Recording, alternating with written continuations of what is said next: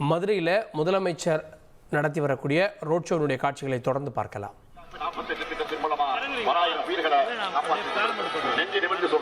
இந்தியாவுக்கே முன்மாதிரியான அரசு நம்முடைய திராவிட மாடல்.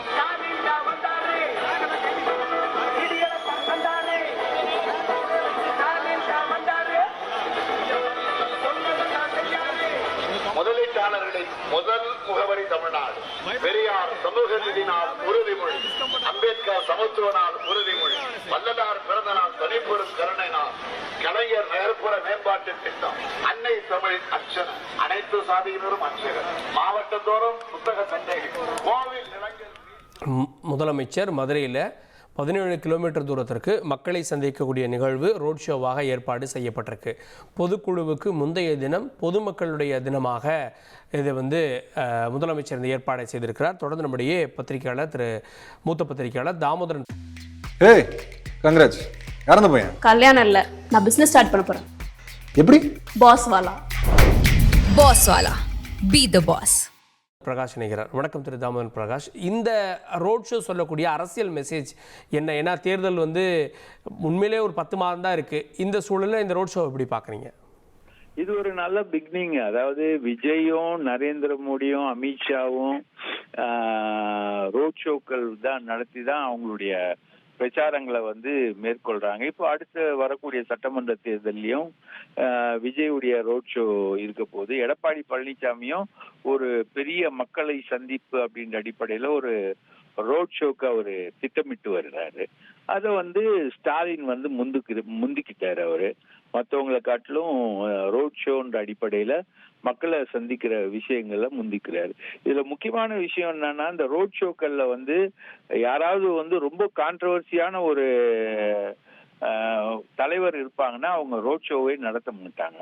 அதே மாதிரி உட்கட்சியில கடுமையான எதிர்ப்பு இருக்கிறவங்களும் ரோட் ஷோ நடத்த மாட்டாங்க. உட்கட்சியில கடுமையான எதிர்ப்பு இருக்கிறவங்க என்ன பண்ணுவாங்க, ரோட் ஷோ நடத்தினா கட்சிக்காரங்க அவங்கள எதிர்த்து நிக்கிறவங்க ரோடுக்கே அவங்களுக்கு எதிர்ப்பு காட்டுவாங்க, இல்ல கருப்பு கொடி காட்டுவாங்க. இப்போ பிரதமர் மாதிரி ஆட்களோட ரோட் ஷோல கருப்பு கொடி எல்லாம் காட்டிடக்கூடாதுன்னு ஒரு மிகப்பெரிய கவனத்தை காவல்துறை எடுத்து அவங்களெல்லாம் அப்புறப்படுத்துவாங்க. இது மாதிரி ரோட் ஷோ பாலிடிக்ஸ் என்பதே ஒரு வித்தியாசமான பாலிடிக்ஸ். இது வட இந்தியாவிலையும் சரி, தென்னிந்தியாவிலையும் கர்நாடகா போன்ற பகுதிகளிலையும் இது பெருசா இதுவாகும். ஆதரவான மக்கள் அணிதிரட்டப்பட்டு நிற்கக்கூடிய சூழல்ல அந்த தலைவரோட செய்கிற பயணம் தான் இந்த ரோட் ஷோவுடைய அடிப்படையான ஒரு விஷயம். இதுல காட்டப்படக்கூடிய மக்கள் ஆதரவு என்பது அந்த கட்சிக்கு மக்கள் மத்தியில் எவ்வளவு ஆதரவு இருக்கிறது என்பதை வெள்ளிடை மலையாக எடுத்து காட்டக்கூடிய விஷயம்தான் இந்த ரோட் ஷோ. சோ இந்த ரோட் ஷோவை ஒரு தலைவர் மேற்கொள்கிறார் என்றாலேயே அங்க ஒரு பெரிய அளவுக்கு ஒரு கணிசமான மக்கள் ஆதரவு அவருக்கு இல்லாம ரோட் ஷோவை மேற்கொள்ள முடியாது. அப்போ முதல்வர் பொதுக்குழுவுக்கு முன்பு, திமுகவுடைய பொதுக்குழுவுக்கு முன்பு இந்த ரோட் ஷோவை அவர் மேற்கொள்கிறார் அப்படின்னும் பொழுது மதுரை மக்கள் மத்தியில திமுகவுக்கு இருக்கக்கூடிய ஆதரவை தான் அவரு வெளிக்காட்டுறாரு. அது தமிழக மக்கள் மத்தியில திமுகவுக்கு இருக்கக்கூடிய ஆதரவை தான் அது வெளிக்காட்டுகிறது. கார்கே, தேர்தல் ஆண்டுல தேர்தலுக்கு ஒரு 10 மாதம் இருக்கக்கூடிய சூழலில் ஒரு ரோட் ஷோ வர்றாங்க அப்படின்னா ஆன்டி இன்கம்பன்சி இல்லை அப்படின்னு சொல்ல வரீங்க, கரெக்டா? ஆன்டி இன்கம்பன்சி பெருமளவுக்கு இல்லை அப்படின்றதுதான் அவங்களுடைய விஷயம். ஆன்டி இன்கம்பன்சி இருந்தாலும் சில இடங்கள்ல ரோட் ஷோக்கு போலாம்.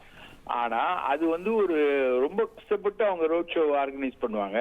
இன்னைக்கு முதல்வரோட ரோட் ஷோ பார்க்கும்போது அந்த மாதிரி எந்த விதமான கடினமான ஒரு ஆர்கனைசிங் பண்ணி அந்த ரோட் ஷோக்குள்ள திமுக போல அவங்க ரொம்ப ஈஸியா மக்கள் திரண்டு நின்று ஸ்டாலினை, அதுவும் மதுரை மக்கள் ஒரு காலத்துல மு க அழகிரியின் கோட்டையாக இருந்த இடம், அந்த பகுதியில இன்னைக்கு மு க ஸ்டாலின் ரோட் ஷோ நடத்துவது என்பது ஒரு மிக முக்கியமான ஒரு திருப்பம். திமுகவுக்குள்ளேயும் சரி, வெளியேயும் சரி, மக்கள் மத்தியிலையும் தனக்கு இருக்கக்கூடிய பலத்தை நிரூபித்து காண்பித்துக் கொண்டிருக்கிறார் முதலமைச்சர். நன்றி திரு தாமோதரன் பிரகாஷ். இணைந்து உங்களுடைய பார்வைகளை பதிவு செய்ததற்கு நன்றி.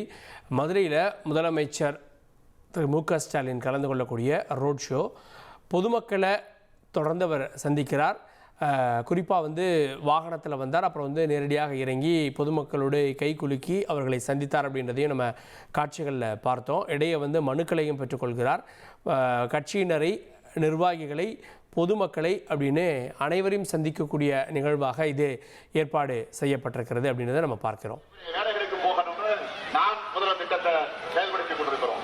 மக்களை தேடி மருத்துவமனை ஒவ்வொருத்தருடைய வீடுகளுக்கே போய் அவங்களை கவனிச்சுக்கிறோம். மகதன் பாதுகாப்பு திட்டத்தை சிறப்பாக இப்போது செயல்படுத்திக் கொண்டிருக்கிறோம். செய்திகளை உடனுக்குடன் தெரிந்து கொள்ள உடனே சப்ஸ்கிரைப் பண்ணுங்க.